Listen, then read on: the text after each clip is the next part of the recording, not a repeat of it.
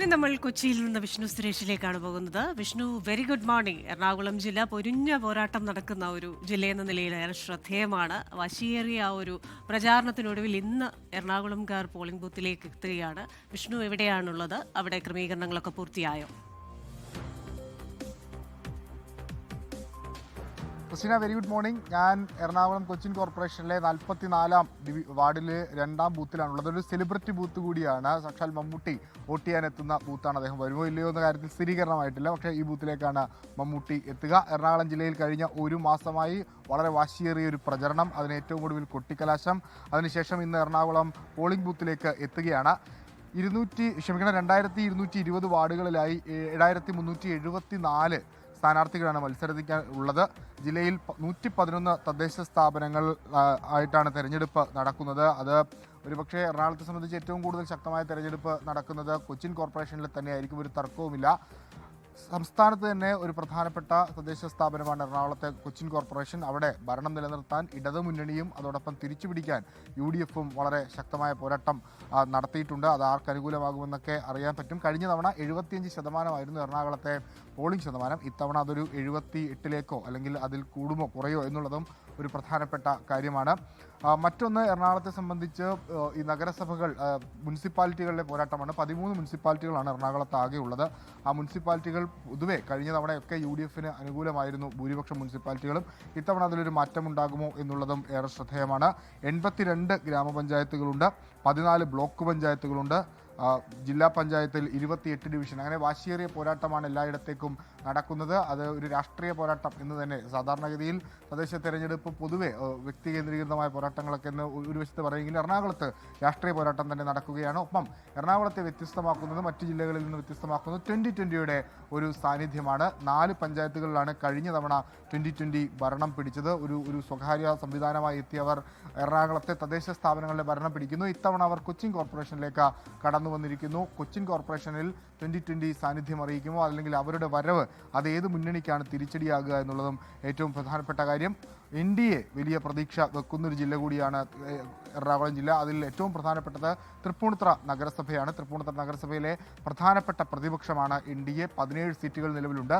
ഇത്തവണ അവർ പാലക്കാടിനും പന്തളത്തിനും പുറമെ മുനിസിപ്പാലിറ്റി, അതായത് തൃപ്പൂണിത്തുറ മുനിസിപ്പാലിറ്റിയിൽ ഭരണം പിടിക്കും എന്നുള്ള പ്രതീക്ഷയാണ് അവർക്കുള്ള. സ്റ്റാർ ക്യാമ്പയിനേഴ്സിനെയൊക്കെ ഇറക്കി അവർ നടത്തിയ പ്രചരണം നമുക്ക് മുൻപിലുണ്ട്. അങ്ങനെ വാശിയേറിയ പോരാട്ടം, വാശിയേറിയ ക്യാമ്പയിനുകൾ. ആ ക്യാമ്പയിനുകൾ ഏതെല്ലാം മുന്നണികൾക്ക് അവരുടെ വോട്ടർമാരെ കൃത്യമായി ഈ പറയുന്ന വോട്ടിംഗ് സ്റ്റേഷനിലേക്ക്, പോളിംഗ് ബൂത്തിലേക്ക് എത്തിക്കാനായിട്ടുണ്ട് എന്ന് നമുക്ക് ഇന്ന് വൈകിട്ടോടെ അറിയാനാകും. പോളിംഗ് നേരത്തെ ഞാൻ സൂചിപ്പിച്ച പോലെ 75% നിന്ന് വർദ്ധിക്കുമോ കുറയുമോ എന്നുള്ളതൊക്കെ അതിനെയൊക്കെ ഡിപ്പെൻഡ് ചെയ്തായിരിക്കും വിജയസാധ്യതകൾ ഉണ്ടാകുക. ഒരു പ്രശ്നബാധിത ബൂത്തുകൾ, 72ഓളം പ്രശ്നബാധിത ബൂത്തുകളുണ്ട്. എല്ലായിടത്തും സുരക്ഷയും അതോടൊപ്പം തന്നെ ഇൻ ക്യാമറ പ്രൊസീഡിങ്സും ഒക്കെ വളരെ ശക്തമായി തന്നെ ഏർപ്പെടുത്തിയിട്ടുണ്ട്. ഏതെങ്കിലും തരത്തിൽ വോട്ടിംഗ് യന്ത്രങ്ങൾ കേടുപാടുണ്ടെങ്കിൽ അത് മാറ്റുന്നതിന് വേണ്ടിയുള്ള നടപടികളുണ്ട്. കൃത്യം 6-നും 6:30-ക്കും മോക്ക് പോൾ ആരംഭിക്കും. ഇപ്പോൾ ഈ കാണുന്ന പോളിംഗ് ബൂത്തിൽ തന്നെ പോളിംഗ് ഏജന്റുമാരൊക്കെ എത്തിത്തുടങ്ങിയിട്ടുണ്ട്. അല്പസമയത്തിനകം തന്നെ മോക്ക് പോൾ ആരംഭിക്കും. ക്രിസ്റ്റീന. വിഷ്ണു വിജയനാണ് എറണാകുളത്തുള്ള വിശദാംശങ്ങൾ നൽകിയത്. വിഷ്ണു സുരേഷാണ് എറണാകുളത്ത് നിന്ന് വിശദാംശങ്ങൾ നൽകിയത്. ഇനി നമ്മൾ പോകുന്നത് അശ്വിൻ പാലാഴിയിലേക്കാണ്. അശ്വിൻ ആലപ്പുഴ ജില്ലയിൽ നിന്നുള്ള വിവരങ്ങളുമായാണ് ചേരുന്നത്. Ashwin, very good morning. Alappuzha ജില്ലയിൽ എത്ര പേരാണ് ജനവിധി തേടുന്നത്? എല്ലാം സജ്ജമല്ലേ? Very good morning. ഇന്ന് ആലപ്പുഴ വീണ്ടും വോട്ടിങ്ങിലേക്ക് കടക്കുകയാണ്. 18,02,055 വോട്ടർമാരാണ് ആലപ്പുഴ ജില്ലയിൽ ആകെയുള്ളത്. അതിൽ 5,395 സ്ഥാനാർത്ഥികളുണ്ട്. ഇവർക്ക് വേണ്ടിയാണ് ഇന്ന് ഈ തെരഞ്ഞെടുപ്പ് നടക്കുക. ഏകദേശം 6 മണിയോടുകൂടി മോക്ക് പോളിംഗ് ബൂത്തുകളിൽ ആരംഭിക്കും. അതിനുശേഷമായിരിക്കും ഈ വോട്ടെടുപ്പിലേക്ക് കടക്കുക. എന്തായാലും ആലപ്പുഴയെ സംബന്ധിച്ച് വാശിയേറിയ മത്സരമാണ് നടക്കുന്നത്. ഇടതുപക്ഷത്തിന് ശക്തമായ സ്വാധീനമുള്ള ഒരു ജില്ലയാണ് ആലപ്പുഴ. 72 ഗ്രാമപഞ്ചായത്തുകൾ ആകെയുണ്ട്. അതിൽ 52 എണ്ണവും ഭരിക്കുന്നത് LDF ആണ്. ജില്ലാ പഞ്ചായത്തിലേക്ക് വന്നാൽ, ജില്ലാ പഞ്ചായത്ത് ഡിവിഷനിലേക്ക് വന്നാൽ അതിൽ 23 ഡിവിഷനുകളിൽ 21 ഭരിക്കുന്നത് LDF ആണ്. അങ്ങനെ ആകെ കണക്ക് തദ്ദേശ സ്ഥാപനങ്ങളിൽ നോക്കുകയാണെങ്കിൽ അവിടെ LDFന് മേൽക്കോയ്മയുള്ള ഒരു ജില്ലയായി ആലപ്പുഴയെ കണക്കാക്കാം. ആ മേൽക്കോയ്മ എങ്ങനെ തകർക്കാം എന്നുള്ളതാണ് UDFിന്റെ ശ്രമം. KC വേണുഗോപാൽ നേരിട്ട് ജില്ലയിലെത്തി ഭൂരിഭാഗം ദിവസങ്ങളിലും നേരിട്ട് നടത്തിയ ക്യാമ്പയിനുകളാണ് UDFന് ശക്തി പകരുന്നത്. പക്ഷേ അത് ഈ തദ്ദേശ തെരഞ്ഞെടുപ്പാണ്. അതിനെല്ലാം അപ്പുറത്തേക്ക് ഈ പ്രാദേശികമായ വിഷയങ്ങളും അവിടുത്തെ ബന്ധങ്ങളുമൊക്കെ കണക്കാക്കി മുന്നോട്ട് പോകുന്ന ഒരു തെരഞ്ഞെടുപ്പ് കൂടിയാണ്. അപ്പം ഈ നേതാക്കളൊക്കെ എത്തിയുള്ള പ്രചരണം ഒരു പരിധിവരെ എല്ലാ മുന്നണികൾക്കും ആത്മവിശ്വാസം പകരുന്നതാണ്. പക്ഷേ അത് ബാലറ്റിലേക്ക് എങ്ങനെ എത്തും എന്നുള്ളത് കാത്തിരുന്ന് കാണണം. എന്തായാലും വാശിയേറിയ മത്സരം, വാശിയേറിയ പോരാട്ടം എല്ലാ വാർഡുകളിലും എല്ലാ ഡിവിഷനുകളിലും ജില്ലാ പഞ്ചായത്തുകളിലും ഒക്കെ നടന്നിട്ടുണ്ട്. അതിനൊക്കെ അപ്പുറത്തേക്ക് മുന്നണികളുടെ ആഭ്യന്തര പ്രശ്നങ്ങൾ വലിയ തോതിൽ ചർച്ചയാകുന്ന ഒരു തെരഞ്ഞെടുപ്പ് കൂടിയാണ്. CPM-നെ LDF-നെ സംബന്ധിച്ച് CPM തർക്കം അവസാന നിമിഷം വരെയും പരിഹരിക്കാൻ കഴിയാത്ത ചില ഗ്രാമപഞ്ചായത്തുകളുണ്ട്. അവിടെയൊക്കെ ഇവർ നേരിട്ട് മത്സരിക്കുകയാണ്. ഒപ്പം BJP ഇത്തവണ ഭരണം പിടിക്കുമെന്ന് ഉറപ്പുള്ള ആലപ്പുഴ ജില്ലയിലെ 6 തദ്ദേശ സ്ഥാപനങ്ങളുണ്ട്. അവിടെ കേന്ദ്രീകരിച്ച് BJPയുടെ പ്രധാനപ്പെട്ട നേതാക്കൾ ഇക്കഴിഞ്ഞ കാലയളവിൽ പ്രവർത്തനം നടത്തിയിരുന്നു. അവർ ഇന്നലെ വരെ ആ ശക്തമായ നേതൃത്വം അവരുടെ പ്രവർത്തനങ്ങൾക്ക് നൽകിയിരുന്നു. ആ തദ്ദേശ സ്ഥാപനങ്ങളിൽ BJP NDA മുന്നണി അധികാരത്തിൽ വരുമോ എന്നുള്ളത് ശ്രദ്ധാകേന്ദ്രമാണ്. അപ്പോഴും അവരുടെ മുന്നണിയിലും പ്രശ്നങ്ങളുണ്ട്. BDJs-ഉം BJP-യും തമ്മിൽ ശക്തമായ പോരാട്ടം നേർക്കുനേർ നടക്കുന്ന മണ്ഡലങ്ങളുണ്ട്. UDF-ലും വിമത ശല്യം രൂക്ഷമാണ്. യൂത്ത് കോൺഗ്രസിന്റെ ജില്ലാ അധ്യക്ഷന് പോലും സീറ്റ് കൊടുത്തില്ല, KSUവിന്റെ ജില്ലാ അധ്യക്ഷൻ സീറ്റ് കൊടുത്തില്ല എന്നുള്ള തർക്കങ്ങളൊക്കെ UDF-ലുണ്ടായിരുന്നു. അവർ പ്രചരണം തുടങ്ങിയിരുന്നു, ചുമരെഴുതി പ്രചരണമൊക്കെ തുടങ്ങിയിരുന്നു. അതൊന്നും അവസാന നിമിഷം വരെയും പരിഹരിക്കാൻ UDF-നായിരുന്നില്ല. അതുകൊണ്ട് തന്നെ 3 മുന്നണികളിലും ആഭ്യന്തര പ്രശ്നങ്ങൾ രൂക്ഷമായ ഒരു തെരഞ്ഞെടുപ്പ് കൂടിയായിരുന്നു ഇത്. പക്ഷേ മുൻ വർഷങ്ങളെ അപേക്ഷിച്ച് അത് കുറവാണ് എന്ന മുന്നണി നേതൃത്വം പറയുന്നുണ്ട്. എന്തായാലും ആ തർക്കങ്ങൾക്കും പ്രവർത്തനങ്ങൾക്കൊക്കെ ഒടുവിൽ ആലപ്പുഴ എങ്ങനെ ചിന്തിക്കുമെന്നുള്ളത് അറിയാൻ ഇനി മണിക്കൂറുകൾ മാത്രമാണുള്ളത്. കൃഷ്ണ 6 മണിയോടുകൂടി മോക്ക് പോളിംഗ് ഒക്കെ ആരംഭിച്ച് അതിനുശേഷം തെരഞ്ഞെടുപ്പിലേക്ക് ജില്ല കൂടി കടക്കുകയാണ്. Krishna.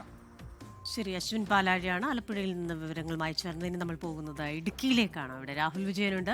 Rahul, very good morning. പ്രാദേശികമായ പല വിഷയങ്ങളും ഈ തെരഞ്ഞെടുപ്പിൽ ഉയർന്നു വരും എന്ന് നമുക്കറിയാം. ഇപ്പോൾ ഇടുക്കിയിൽ എവിടെയാണ് രാഹുൽ വിജയനുള്ളത്?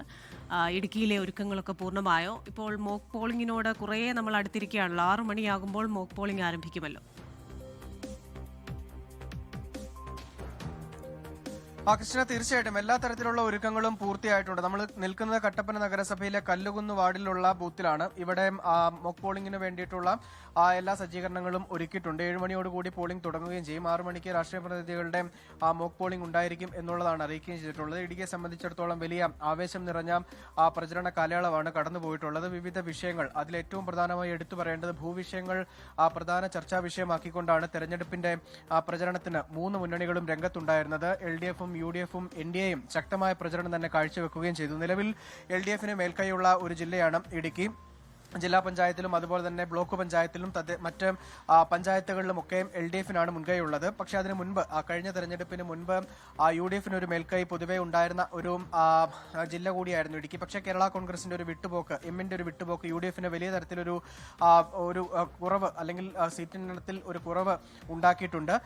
അതിനുശേഷം നടക്കുന്ന രണ്ടാമത്തെ തെരഞ്ഞെടുപ്പാണ്. കേരള കോൺഗ്രസ് M പോയതിനു ശേഷമുള്ള രണ്ടാമത്തെ തെരഞ്ഞെടുപ്പാണ്. കഴിഞ്ഞ തവണ LDF-ന് വലിയ തരത്തിലുള്ള ഒരു മേൽക്കൈ കേരള കോൺഗ്രസിന്റെ M-ന്റെ വരവോട് കൂടി ഉണ്ടാവുകയും ചെയ്തിരുന്നു. ഇത്തവണ കേരള കോൺഗ്രസുകളുടെ സ്വാധീനം എത്രത്തോളം ഇടുക്കിയിലുണ്ട്, ജോസഫ് വിഭാഗത്തിലാണോ മാണി വിഭാഗത്തിലാണോ സ്വാധീനം കൂടുതൽ എന്ന് തെളിയിക്കേണ്ട ഒരു തെരഞ്ഞെടുപ്പ് കൂടിയാണ് നടക്കുന്നതെന്നുള്ളതാണ് നേതാക്കൾ പറയുകയും ചെയ്തിരിക്കുന്നത്. കഴിഞ്ഞ കാലങ്ങളിലൊക്കെ ഉണ്ടായിരുന്ന UDF-ന്റെ ഒരു ആധിപത്യം അല്ലെങ്കിൽ അപ്രമാദിത്യം തിരിച്ചു കൊണ്ടുവരിക, ജില്ലാ പഞ്ചായത്ത് ഉൾപ്പെടെ തിരിച്ചു പിടിക്കുക എന്നുള്ളത് UDF-ന്റെ ഉറച്ച തീരുമാനമാണ്. അത്തരത്തിലുള്ള പ്രചരണമാണ് നടക്കുകയും ചെയ്തിട്ടുള്ളത്. നമ്മൾ ആദ്യമേ സൂചിപ്പിച്ച പോലെ തന്നെ LDF-ന് നിലനിർത്തുക എന്നുള്ള ഉദ്ദേശം കൂടിയുണ്ട്. NDA-ക്കാകട്ടെ BDJs-ന് സ്വാധീനമുള്ള മണ്ഡലങ്ങളിൽ അല്ലെങ്കിൽ വാർഡുകളിൽ അവർക്ക് കൃത്യമായിട്ടുള്ള സീറ്റുകൾ നൽകി അവർക്ക് ശക്തമായിട്ടുള്ള സ്ഥാനാർത്ഥികളെ നിർത്താനുള്ള അവസരം നൽകി NDA-യുടെ സാന്നിധ്യം ഇവിടെ ഉറപ്പിക്കുക അല്ലെങ്കിൽ അവരുടെ കൂടുതൽ മെച്ചപ്പെടുത്തുക എന്നുള്ള ഉദ്ദേശം കൂടിയായിരുന്നു എന്തായാലും ഉണ്ടായിരുന്നത്. കട്ടപ്പന നഗരസഭയിലാണ് നമ്മൾ ആദ്യം പറഞ്ഞു. കട്ടപ്പന നഗരസഭയെ സംബന്ധിച്ചിടത്തോളം UDF-ന് വലിയ തലവേദന ഉണ്ടാക്കി കൊടുത്ത ഒരു സ്ഥലം കൂടിയായിരുന്നു ഈ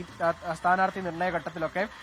വിമത ശല്യം ഏറ്റവും കൂടുതലുള്ള ഒരു നഗരസഭ കൂടിയാണ് കട്ടപ്പന. അവിടെ നേരത്തെയും വിമതശല്യം, അതായത് മുൻ വർഷങ്ങളിലൊക്കെ വിമതശല്യം ഉണ്ടായിരുന്നു. പക്ഷെ ഒന്നും ശക്തരായ ആയിരുന്നില്ല ഉണ്ടായിരുന്നത്. ഇത്തവണ പക്ഷേ എണ്ണത്തിൽ കുറവാണ് വിമതരുടെ. പക്ഷേ ഉള്ള വിമതരൊക്കെ ശക്തരാണ്. അതുകൊണ്ട് തന്നെ UDF-ന് ഒരു ചെറിയ ഭയം അക്കാര്യത്തിലുമുണ്ട്. നിലവിൽ കട്ടപ്പന നഗരസഭ ഭരിക്കുന്നത് UDF-ആണ്.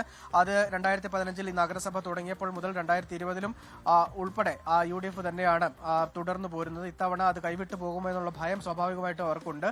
വിമത നീക്കത്തെയൊക്കെ മുതൽക്കൂട്ടാക്കി എടുത്തുകൊണ്ട് LDF-ന് നഗരസഭ പിടിക്കാൻ കഴിയുമെന്നുള്ളൊരു പ്രതീക്ഷ, അങ്ങനെ ഒരു ശുഭാപ്തി വിശ്വാസമൊക്കെ അവർ പ്രകടിപ്പിക്കുകയും ചെയ്യുന്നുണ്ട്. NDA ആണെങ്കിലും ശക്തമായ രീതിയിൽ മുനിസിപ്പാലിറ്റിയിൽ ഒരു സ്ഥാനം ഉറപ്പിക്കാൻ വേണ്ടിയുള്ള കഠിന പ്രയത്നം തന്നെ നടത്തുകയും ചെയ്തിട്ടുണ്ട്. എന്തായാലും എല്ലാ തരത്തിലുള്ള ക്രമീകരണങ്ങളും ഒരുക്കിയിട്ടുണ്ട്. നിലവിൽ ഇടുക്കി ജില്ലയിൽ 83 പ്രശ്നബാധിത ബൂത്തുകളാണുള്ളത്.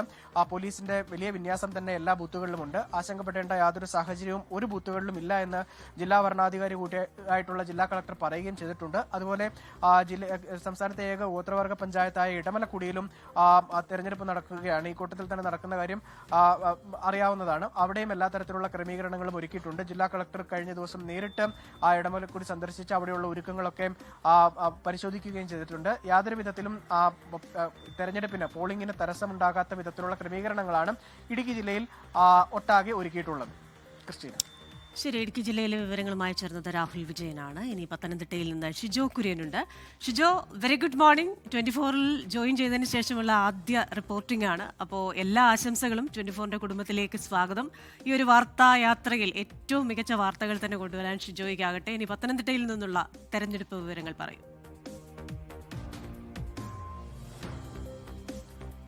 Christina, very good morning. അതെ, ഇപ്പോൾ ക്രിസ്റ്റീന സൂചിപ്പിച്ചതുപോലെ ഞാൻ 24-ൽ ജോയിൻ ചെയ്തിട്ട് എൻ്റെ ആദ്യത്തെ റിപ്പോർട്ടിംഗ് ആണ്. അതും പത്തനംതിട്ട, ഒരു മലയോര മേഖലയിൽ നിന്ന്. അവിടുത്തെ തെരഞ്ഞെടുപ്പ് ദിവസം തന്നെ, പ്രത്യേകിച്ച് നമ്മുടെ മറ്റ് ജില്ലകളിലുള്ള എല്ലാ റിപ്പോർട്ടർമാരും സൂചിപ്പിച്ചതുപോലെ തദ്ദേശ തെരഞ്ഞെടുപ്പിൽ സ്വാഭാവികമായിട്ടും മുൻകാലങ്ങളിൽ കാണുന്നത് പോലെ ഇടതു ജനാധിപത്യ മുന്നണിക്ക്, CPM-ന് അല്ലെങ്കിൽ LDF-ന് വലിയ മുൻതൂക്കം തദ്ദേശ തെരഞ്ഞെടുപ്പുകളിലുണ്ട്. അത് സ്വാഭാവികമായിട്ടും പത്തനംതിട്ട ജില്ലയിലും മുൻ തെരഞ്ഞെടുപ്പുകൾ നമ്മൾ കണ്ടിട്ടുണ്ട്. പക്ഷേ ഇത്തവണത്തേക്ക് വരുമ്പോൾ സാധാരണ നിലയിൽ മുൻകാലങ്ങളിൽ കണ്ടതുപോലെയുള്ള അത്ര ഈസി ആയിരിക്കില്ല CPM-ന് ഇടതുമുന്നണിക്ക് ഇത്തവണത്തെ തദ്ദേശ തെരഞ്ഞെടുപ്പ്. കാരണം രണ്ട് വട്ടം കേരളം ഭരിച്ച CPM ഇടതുപക്ഷ ജനാധിപത്യ മുന്നണി മൂന്നാം ഭരണം തുടർഭരണം ഭിക്ഷപ്പെടുമ്പോൾ അത് അവർക്ക് കഴിഞ്ഞ രണ്ടാം തവണ എങ്ങനെയാണോ അധികാരത്തിലേക്ക് വന്നത് ആ രീതിയിലേക്ക് മൂന്നാം തവണ അധികാരത്തിൽ വരാൻ കഴിയുന്ന ഒരു രാഷ്ട്രീയ സാഹചര്യം നിലവിൽ കേരളത്തിലില്ല. അപ്പോൾ എല്ലാ ജില്ലകളിലും അതുമായി ബന്ധപ്പെട്ടുള്ള വലിയ തരത്തിലുള്ള രാഷ്ട്രീയ അലയൊലികൾ ഇപ്പോൾ തന്നെ തുടങ്ങിയിട്ടുണ്ട്. അപ്പോൾ അത് ഏറ്റവും അധികം പ്രതിഫലിക്കുക ഈ പറയുന്ന തദ്ദേശ തെരഞ്ഞെടുപ്പിലായിരിക്കും. തദ്ദേശ തെരഞ്ഞെടുപ്പിൽ പ്രത്യേകിച്ച് ഇത്തവണ തദ്ദേശ തെരഞ്ഞെടുപ്പ് CPM-നും CPI-ക്കും അതുപോലെ മറ്റ് എല്ലാ ഘടകകക്ഷികൾക്കും അങ്ങേയറ്റം നിർണായകമാണ്. എന്തായാലും എല്ലാ മുന്നണികളും വലിയ വിജയപ്രതീക്ഷയിലാണ്. പ്രത്യേകിച്ച് പത്തനംതിട്ട ജില്ലയിലേക്ക് വന്നു കഴിഞ്ഞാൽ പത്തനംതിട്ട ജില്ലയിൽ 4 നഗരസഭകളുണ്ട്. 4 നഗരസഭകളിൽ അവിടെ എല്ലാ മേഖലകളിലും തദ്ദേശ സ്ഥാപനങ്ങളിലടക്കം ഏറ്റവും അധികം മുൻതൂക്കമുള്ളത് ഈ പറയുന്ന CPM-ന് തന്നെയാണ്. പക്ഷേ CPI ഇടതുമുന്നണിക്ക് തന്നെയാണ്. പക്ഷേ ഇടതുമുന്നണിക്ക് ഇത്തവണ ആ രീതിയിലുള്ള, കഴിഞ്ഞ തവണ എങ്ങനെ അധികാരത്തിലേക്ക് വന്നോ ആ രീതിയിൽ അധികാരത്തിൽ വരാനുള്ള രാഷ്ട്രീയ സാഹചര്യം നിലവിലില്ല. നിലവിൽ 4 നഗരസഭകളും നമുക്ക് പരിശോധിച്ച് കഴിഞ്ഞാൽ പത്തനംതിട്ടയിലായാലും അതുപോലെ തന്നെ അടൂരിലായാലും ഈ പറയുന്ന പന്തളത്തായാലും ഈ അടൂർ മറ്റടക്കമുള്ള ഈ പറയുന്ന പന്തളം, അടൂര്, പത്തനംതിട്ട, തിരുവല്ല അടക്കമുള്ള നഗരസഭകളിൽ 2ഇടത്ത് CPM-ആണ് ഭരിക്കുന്നത്. പത്തനംതിട്ടയിലും അതുപോലെ പത്തനംതിട്ടയിലും തിരുവല്ലയിലും ഈ പറയുന്ന അടൂരിലും CPM-ആണ് ഭരിക്കുന്നത്. തിരുവല്ലയിൽ കോൺഗ്രസും പന്തളത്ത് ഈ പറയുന്ന NDA-യുമാണ്. അപ്പോൾ ഇത്തവണ NDA വീണ്ടും രണ്ടാം തവണ അധികാരത്തിൽ വരും എന്നുള്ള പ്രതീക്ഷയോടുകൂടി BJP അവിടെ പ്രവർത്തിക്കുമ്പോൾ അവിടുന്ന് അധികാരം തിരിച്ചു പിടിക്കാം എന്നുള്ള പ്രതീക്ഷയിലാണ് CPM UDF ഉള്ളത്. UDF തിരുവല്ലയിൽ നിന്ന് അതിനപ്പുറത്തേക്ക് പത്തനംതിട്ടയിലടക്കം ഞങ്ങൾക്ക് തിരിച്ചു വരാൻ കഴിയുമെന്ന രാഷ്ട്രീയ സാഹചര്യം ഇവിടെ ഉടലെടുത്തിട്ടുണ്ട് എന്നുള്ള വിശ്വാസത്തിലാണ് നിലവിൽ ഈ പറയുന്ന UDF ഉള്ളത്. അങ്ങനെ അങ്ങേയറ്റം വാശിയേറിയ ഒരു മത്സരമാണ് ഈ നഗരസഭകളിലേക്ക് നടക്കുന്നത്. മറ്റ് വാർഡുകളിലേക്ക് വന്നു കഴിഞ്ഞാൽ നമുക്കറിയാം, ജില്ലാ പഞ്ചായത്ത് 16 ഡിവിഷനുണ്ട്. 16 ഡിവിഷനാണ് നേരത്തെ ഉണ്ടായിരുന്നത്. ഇത്തവണ അത് ഒന്ന് കൂട്ടി 17 ആക്കിയിട്ടുണ്ട്. കഴിഞ്ഞ തവണ 16 ആയിരുന്നപ്പോൾ 14 സീറ്റിലും 16 ഡിവിഷനിൽ നിന്നും CPM-ന്റെ അല്ലെങ്കിൽ CPI-യുടെ ഇടതുപക്ഷ ജനാധിപത്യങ്ങളുടെ ജനപ്രതിനിധികളാണ് ഉണ്ടായിരുന്നത്. രണ്ട് സീറ്റ് മാത്രമാണ് UDF-നുണ്ടായിരുന്നത്. എന്നാൽ ഇത്തവണ അങ്ങനെയല്ല. അതിനപ്പുറത്തേക്ക് ഒരു രാഷ്ട്രീയ സാഹചര്യം മാറി തങ്ങൾക്ക് കൂടുതൽ അനുകൂലമായിട്ട് രാഷ്ട്രീയ സാഹചര്യം ഉണ്ട് എന്ന് UDF വിലയിരുത്തുന്നുണ്ട്. അതേസമയം ഈ പറയുന്ന BJP-ക്കും അങ്ങനെ ഒരു പ്രതീക്ഷകൾ വെച്ച് പുലർത്തുമ്പോൾ അതിനപ്പുറത്തേക്ക് വലിയ തലവേദനയായിട്ടുള്ള വിമതശല്യം വലിയ തരത്തിൽ മറ്റ് ജില്ലകളിൽ എങ്ങനെയൊക്കെ ഈ പറയുന്ന മുന്നണികളെ, ഇടത് വലത് മുന്നണികളെ ബാധിച്ചിട്ടുണ്ടോ അത് സ്വാഭാവികമായിട്ടും പത്തനംതിട്ടയിൽ വിവിധ ഇടങ്ങളിലും ബാധിച്ചിട്ടുണ്ട്. അത് ഈ പറയുന്ന UDF-നെ ആയാൽ പോലും UDF മുസ്ലിം ലീഗുമായി ബന്ധപ്പെട്ടുകൊണ്ട് പലയിടങ്ങളിലും സീറ്റ് തർക്കവുമായി ബന്ധപ്പെട്ടുകൊണ്ട് വലിയ പ്രശ്നങ്ങൾ ഉടലെടുത്തിരുന്നു. അത് രമ്യമായിട്ട് പരിഹരിക്കാൻ കഴിഞ്ഞു എന്ന് ചോദിച്ചു കഴിഞ്ഞാൽ അതിന് കൃത്യമായിട്ടുള്ള ഉത്തരം നൽകാൻ കഴിയില്ല. എന്തായാലും പോളിംഗിലേക്ക് കടക്കുകയാണ്. പോളിംഗിലേക്ക് നടക്കുമ്പോൾ 7 മണി മുതൽ വൈകിട്ട് 6 മണി വരെയാണ്. ആ സമയങ്ങളിൽ തങ്ങൾക്ക് അനുകൂലമായിട്ട് രാഷ്ട്രീയ സാഹചര്യം അനുകൂലമാക്കിക്കൊണ്ട് ആളുകളെ കൊണ്ട് തങ്ങൾക്ക് അനുകൂലമാക്കി വോട്ട് ചെയ്യാൻ കഴിയുന്ന തരത്തിലുള്ള പ്രചരണങ്ങൾ നടത്തിയിട്ടുണ്ട് എന്നാണ് എല്ലാ മുന്നണികളും പ്രതീക്ഷിക്കുന്നത്. എന്തായാലും ഇപ്പോൾ സമയം 6 മണിയാകാൻ അടുത്തിരിക്കുന്നു. അല്പസമയത്തിനകം മോക്ക് പോളിംഗ് ആരംഭിക്കും. 7 മണിയോടുകൂടി എല്ലാ വോട്ടർമാരും പരമാവധി നേരത്തെ തന്നെ, മലയോര മേഖലയാണ്, പ്രത്യേകിച്ച് ഈ കാലാവസ്ഥയൊക്കെ മാറി വരുന്നൊരു സാഹചര്യം കൂടിയാണ് ഇപ്പോൾ നിലവിലുള്ളത്. എപ്പോഴാണ് മഴ പെയ്യുക, എപ്പോഴാണ് വെയിൽ വരിക ഒന്നും അറിയാത്തൊരു സാഹചര്യം കൂടി ഉണ്ട്. അങ്ങനത്തെ രാഷ്ട്രീയ സാഹചര്യം കൂടിയാണ് നിലനിൽക്കുന്നത്, നമ്മൾ ഓർക്കണം. അപ്പോൾ അതുകൊണ്ട് തന്നെ രാവിലെ തന്നെ പരമാവധി വോട്ടർമാരെ ബൂത്തിലേക്ക് കൊണ്ടുവരാൻ വേണ്ടിയുള്ള ക്രമീകരണങ്ങൾ അവരുടെ രാഷ്ട്രീയ പാർട്ടികളുടെ ഏജന്റുമാർ ചെയ്യുന്നുണ്ട്. ഞാൻ നിൽക്കുന്നത് ഗവൺമെൻറ് LP സ്കൂളിലെ പത്തനംതിട്ട ആനപ്പാറയിലെ ഒരു സ്കൂളിലാണ്. അവിടെ ഇതൊരു ഹരിത ബൂത്ത് കൂടിയാണ്. അവിടെ എഴുതി വെച്ചിട്ടുണ്ട്, പത്തനംതിട്ട നഗരസഭ മാതൃക ഹരിത ബൂത്ത് കേരള ഖരമാലിന്യ പരിപാലന പദ്ധതി അതിൽ ഉൾപ്പെടുത്തിയ ഒരു പോളിംഗ് ബൂത്ത് കൂടിയാണ്. അപ്പോൾ അങ്ങനെ വിവിധ രാഷ്ട്രീയ പാർട്ടികളുടെ ബൂത്ത് ഏജന്റുമാർ കൂടി ഇവിടേക്ക് വന്നിട്ടുണ്ട്. നമുക്ക് വരും സമയങ്ങളിൽ അവരുടെ അടക്കം പ്രതികരണത്തിലേക്ക് നമുക്ക് പോകാവുന്നതാണ്. എന്തായാലും പത്തനംതിട്ട ജില്ലയെ സംബന്ധിച്ചുകൊണ്ട് കഴിഞ്ഞ കാലങ്ങളിൽ CPM അല്ലെങ്കിൽ ഇടതുമുന്നണിക്കുണ്ടായിരുന്ന ഒരു മുൻതൂക്കം ഇത്തവണ അവർക്ക് അതേപോലെ നിലനിർത്താൻ കഴിയുമോ എന്നുള്ളതിനകത്തൊരു ചോദ്യമുണ്ട്. എന്തായാലും അങ്ങേയറ്റം വാശിയേറിയ ഒരു പോരാട്ടം തന്നെയാണ് പത്തനംതിട്ട ജില്ലയിൽ നടക്കുന്നത്. ക്രിസ്റ്റീന. ശരി, താങ്ക് യു ഷിജോ. അപ്പോൾ ഷിജോ കുര്യനാണ് പത്തനംതിട്ടയിൽ നിന്ന് വിവരങ്ങളുമായി ചേർന്നതിന്. നമ്മൾ പോകുന്നത് കൊല്ലത്തേക്കാണ്. കൊല്ലത്ത് അരുൺ രാജുണ്ട്. Arun, very good morning. Kollam ജില്ലയിൽ സവിശേഷമായ പ്രാദേശിക ആവശ്യങ്ങളുള്ള ജില്ലയാണ്. അവിടുത്തെ ഒരു രാഷ്ട്രീയ സാഹചര്യം എങ്ങനെയാണ്? എത്ര പേരാണ് ജനവിധി തേടുന്നത്? ഒരുക്കങ്ങളെല്ലാം സജ്ജമല്ലേ? Good morning Christina. കൊല്ലം ജില്ലയിൽ തെരഞ്ഞെടുപ്പിന്റെ ഒരുക്കങ്ങൾ പൂർത്തിയായിട്ടുണ്ട്. അല്പസമയത്തിനകം തന്നെ മോക്ക് പോളിംഗ് അടക്കമുള്ള കാര്യങ്ങൾ ആരംഭിക്കും. ഈ കൊല്ലം ജില്ലയെ സംബന്ധിച്ച് ഇടതുപക്ഷത്തിന് വലിയ സ്വാധീനമുള്ള ജില്ലയാണ്. പക്ഷേ സംസ്ഥാനത്ത് ഭരണവിരുദ്ധ വികാരമുണ്ട് എന്ന വിലയിരുത്തലാണ് UDF കേന്ദ്രങ്ങൾ. അതുകൊണ്ട് അത് വോട്ടായി മാറുമെന്ന പ്രതീക്ഷ കൂടി UDF കേന്ദ്രങ്ങൾ വെച്ചു പുലർത്തുന്നുണ്ട്. അത്തരത്തിലുള്ള പ്രചരണമാണ് കൊല്ലത്ത് കഴിഞ്ഞ ദിവസങ്ങളിലെല്ലാം നമ്മൾ കണ്ടത്. കാരണം ശബരിമലയും രാഹുൽ മങ്കൂട്ടത്തിൽ വിഷയവും സാധനങ്ങളുടെ വിലക്കയറ്റവും വൈദ്യുതിയുടെ ചാർജ് വർധനവും അടക്കമുള്ള കാര്യങ്ങൾ അടിസ്ഥാന വിഷയങ്ങളിലടക്കം ഊന്നിയുള്ള ചർച്ചകൾ കൊല്ലത്ത് നടന്നതാണ്. അതുകൊണ്ട് അതെല്ലാം വോട്ടായി മാറുമെന്ന പ്രതീക്ഷ UDF കേന്ദ്രങ്ങൾക്കുണ്ട്. പക്ഷേ സർക്കാരിന്റെ വികസന നേട്ടങ്ങൾ ചൂണ്ടിക്കാട്ടിയായിരുന്നു ഇടതുമുന്നണിയുടെ ഇക്കാര്യത്തിലുള്ള പ്രതിരോധം. ഇക്കാര്യത്തിൽ അതുകൊണ്ട് തന്നെ മറ്റു ആശങ്കകളില്ല എന്നുള്ളതാണ്. മുഖ്യമന്ത്രി തന്നെ പ്രചരണത്തിലെത്തിയ സ്ഥലമാണ് കൊല്ലം. കൊല്ലം കോർപ്പറേഷൻ കഴിഞ്ഞ 30 വർഷമായി LDF ഭരിക്കുന്ന സ്ഥലമാണ്. അതുകൊണ്ട് അത്തരം ഒരു മാറ്റം LDF ഇക്കട്ടത്തിൽ പ്രതീക്ഷിക്കുന്നില്ല. കാരണം ഏതെങ്കിലും തരത്തിൽ അട്ടിമറി ഉണ്ടായാൽ അത് LDF ക്യാമ്പുകൾക്ക് വലിയ രീതിയിൽ തിരിച്ചടിയായി മാറും. അതുകൊണ്ട് വലിയ രീതിയിലുള്ള ആഴത്തിലുള്ള പ്രചരണമാണ് ഈ കൊല്ലം ജില്ലയെമ്പാടും നടത്തിയത്. ഈ 85 തദ്ദേശ സ്ഥാപനങ്ങളാണ് കൊല്ലത്തുള്ളത്. 61 പ്രശ്നബാധിത ബൂത്തുകൾ ഉണ്ട് എന്നുള്ളതാണ് സംസ്ഥാന തെരഞ്ഞെടുപ്പ് കമ്മീഷൻ ഇപ്പോൾ പുറപ്പെടുവിച്ചിട്ടുള്ള വിവരങ്ങൾ പറയുന്നത്. ഏതായാലും എല്ലായിടവും വലിയ രീതിയിലുള്ള പോലീസ് സംവിധാനമടക്കം സുരക്ഷ ഒരുക്കിയിട്ടുണ്ട്. അല്പസമയത്തിനകം തന്നെ ഈ ബൂത്ത് ഏജന്റുമാരെ അകത്തേക്ക് കയറ്റിവിടും. അവിടെ നിന്ന് പിന്നീട് മോക്ക് പോളിംഗ് അടക്കം നടത്തിയ ശേഷമായിരിക്കും തെരഞ്ഞെടുപ്പ് തുടരുക. ഏതായാലും എല്ലായിടവും അത് പോലീസിന്റെ അടക്കം കൃത്യമായ നിരീക്ഷണമുണ്ട് എന്നുള്ളതാണ് പറയുന്നത്. നേരത്തെ നമ്മൾ പറഞ്ഞു വന്നതിന്റെ തുടർച്ച അത് ഇക്കാര്യത്തിൽ BJPയുടെയാണ്. കൊല്ലം ജില്ലയിൽ പല പഞ്ചായത്തുകളിലും BJP നിർണായക ഘടകമായി മാറുന്ന സാഹചര്യം കഴിഞ്ഞ തദ്ദേശ തെരഞ്ഞെടുപ്പിൽ കണ്ടതാണ്. അതിൽ നിന്ന് കുറെ കൂടി നില മെച്ചപ്പെടുത്താനുള്ള സാഹചര്യമുണ്ട് എന്നുള്ളതാണ് UDFും CPMും വിചാരിക്കുന്നത്. പക്ഷേ അത്തരത്തിലുണ്ടെങ്കിൽ അത് അവർക്ക് തിരിച്ചടിയാകാതിരിക്കാനുള്ള എല്ലാ ഇടപെടലും അക്കാര്യത്തിൽ നടത്തും എന്നുള്ളത് നേരത്തെ തന്നെ ഇരു പാർട്ടികളുടെയും ജില്ലാ നേതൃത്വം വ്യക്തമാക്കിയതാണ്. പക്ഷേ BJP വലിയ ആത്മവിശ്വാസത്തിലാണ്. കാരണം കൊല്ലം കോർപ്പറേഷനിലടക്കം ഭരണത്തിലെ നിർണായക കക്ഷിയായി മാറാൻ കഴിയുമെന്ന ആത്മവിശ്വാസമാണ് നിലവിൽ BJP വെച്ചു പുലർത്തുന്നത്. കൊല്ലത്തെ സംബന്ധിച്ച് തദ്ദേശ സ്ഥാപനങ്ങളിൽ ബഹുഭൂരിപക്ഷവും ഇടതുപക്ഷത്തിന്റെ ആധിപത്യവും ഇടതുപക്ഷത്തിന്റെ കയ്യിലുമാണ്. അതുകൊണ്ട് തന്നെ ഈ ഒരു ഏതെങ്കിലും തരത്തിൽ ഒരു വലിയ രീതിയിൽ മാറ്റമുണ്ടായാലോ അട്ടിമറി ഉണ്ടായാലോ അത് വരാൻ പോകുന്ന നിയമസഭാ തെരഞ്ഞെടുപ്പിൽ അത് പ്രതിഫലിക്കും എന്നുള്ള കാര്യത്തിൽ സംശയമില്ല. അതുകൊണ്ട് കൊല്ലത്തെ വോട്ടർമാർ എങ്ങനെ ചിന്തിക്കുന്നു, ഏത് രീതിയിലാണ് എന്നുള്ളത് ആണ് ഇനി വരും മണിക്കൂറിൽ അറിയാൻ പോകുന്നത്. മറ്റൊരു കാര്യം, പരമാവധി വോട്ടർമാരെ വോട്ടിംഗ് സ്റ്റേഷനിലേക്ക് എത്തിക്കാനുള്ള ക്രമീകരണം രാവിലെ മുതൽ തന്നെ തുടങ്ങി. നമ്മൾ ഈ സ്കൂളിലേക്കടക്കം വരുമ്പോൾ പലയിടവും പല ചെറിയ പോക്കറ്റ് റോഡുകളിലടക്കം വാഹനം ക്രമീകരിച്ചിരിക്കുകയാണ് വിവിധ രാഷ്ട്രീയ പാർട്ടികൾ. കാരണം രാവിലെ തന്നെ അവർക്ക് അനുകൂലമായ വോട്ടുകൾ പരമാവധി രേഖപ്പെടുത്തുക എന്നുള്ള ഉദ്ദേശമാണ് എല്ലാവരും ഇപ്പോൾ നടത്തുന്നത്. അല്പസമയത്ത് നമ്മുടെ പ്രതിനിധികളാണ് വിവിധ ജില്ലകളിൽ നിന്ന് വിവരങ്ങളുമായി ചേർന്നത്. മോക്ക് പോളിംഗ് പലയിടത്തും ആരംഭിച്ചു കഴിഞ്ഞു. പലയിടത്തും മോക്ക് പോളിംഗിലേക്ക് കടക്കുകയാണ്. അല്പനിമിഷങ്ങൾക്കുള്ളിൽ കേരളത്തിലെ പാതി കേരളം ഇന്ന് വിധി തേടുന്ന ജില്ലകളിൽ മോക്ക് പോളിംഗ് ആരംഭിക്കും. ലോകത്തെവിടെയായാലും ഏത് സമയത്തും 24 വാർത്തകളും ഓഗ്മെന്റഡ് റിയാലിറ്റി പാക്കേജുകളും എക്സ്പ്ലെയിനറുകളും വിശദമായി കാണാൻ ഞങ്ങളുടെ YouTube ചാനൽ നിങ്ങൾക്ക് സബ്സ്ക്രൈബ് ചെയ്യാം.